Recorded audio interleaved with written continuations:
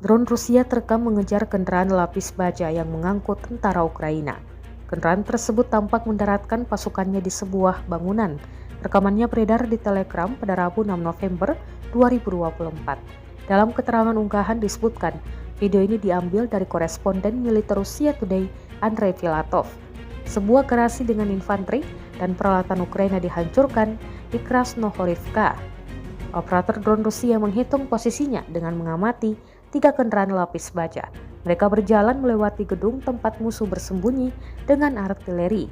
Rusia mengklaim 4 prajurit infanteri tersingkir bersama dengan peralatan mereka.